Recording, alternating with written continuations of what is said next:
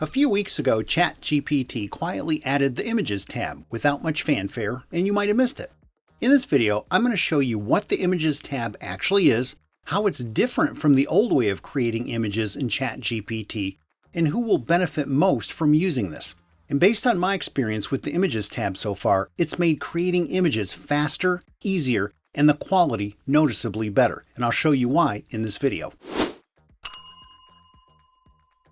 Alright, so first things first, what exactly is the Images tab? Well, a few weeks ago, ChatGPT added a dedicated Images tab right inside the interface over here in the left-hand column. No big announcement, no fireworks, it just kind of showed up. Now before this, if you wanted ChatGPT to generate an image, you'd type something like, create an image of whatever, right inside a normal chat conversation. And that worked, sometimes pretty well.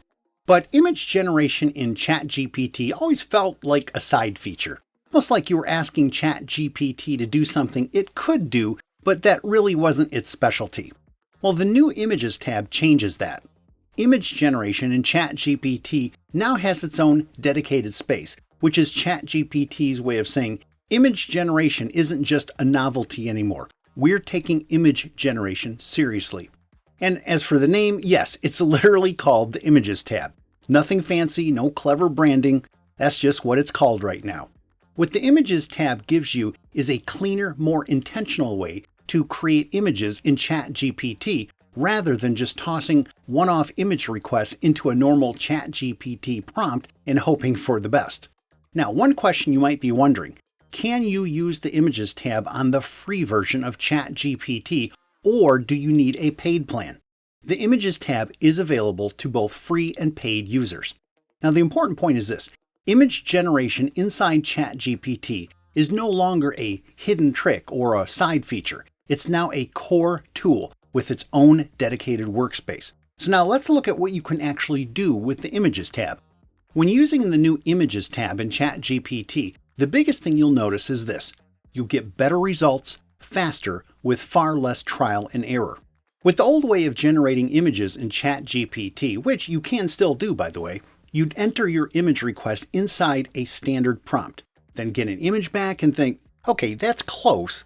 Not exactly what I was looking for, but it's close. And if you wanted to make changes to that image, you'd enter another image request into your ChatGPT conversation.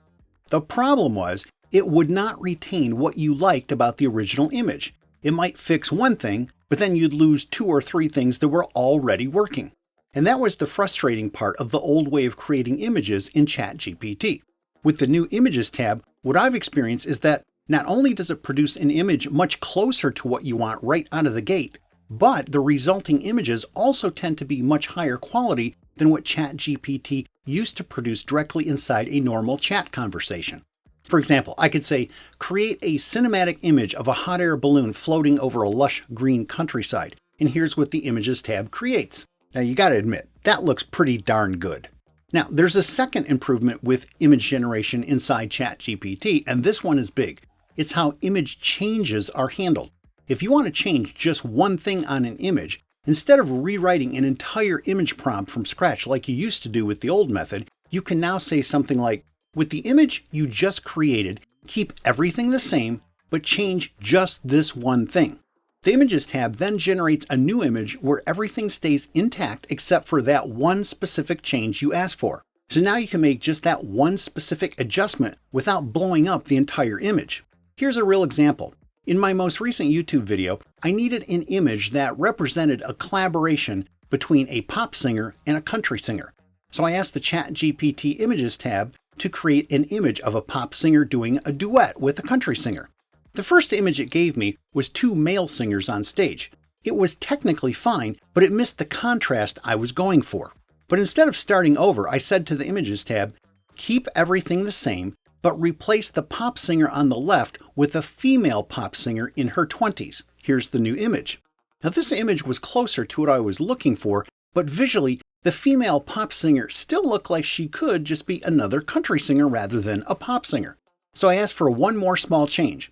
I said, keep everything the same, but change the pop singer's outfit to something more pop-styled with a little more bling. And just like that, the image finally communicated the idea I was going for. and the contrast was now obvious. And in practice, what you'll probably notice is that most of the time, images generated in the Images tab are very high quality and good to go almost immediately. You grab the image and move on. But when you do need to do a specific change, like a different background or a different color or a slightly different mood, the Images tab lets you make that one specific change without throwing the baby out with the bathwater. And there's one more important point about the ChatGPT Images tab. You might be thinking, okay, this Images tab sounds pretty cool, but I have no idea what I'm supposed to type in to get the image I actually want. Well, here's the good news. You do not have to be an AI image prompting wizard.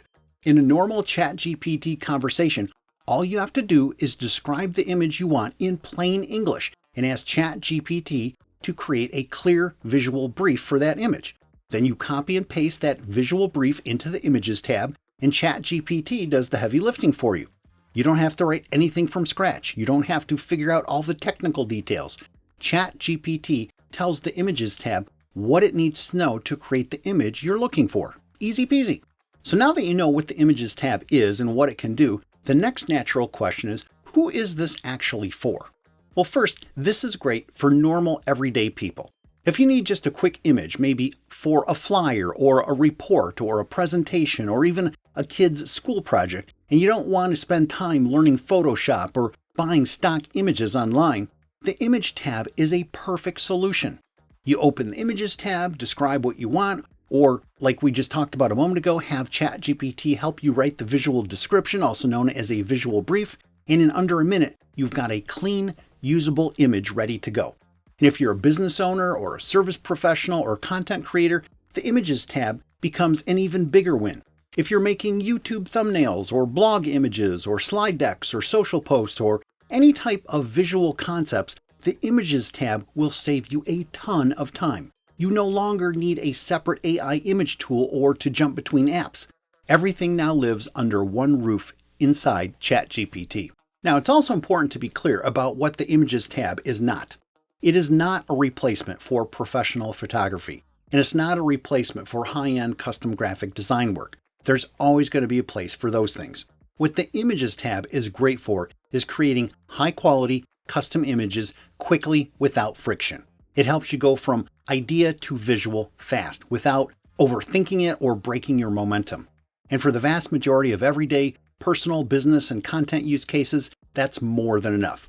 So if image creation has ever felt slow or frustrating or way more complicated than it needed to be, the Images tab in ChatGPT fixes this cleanly and simply. And if you found this video helpful, I've got another one I think you'll find useful. Just click the video on the screen and I'll see you over there.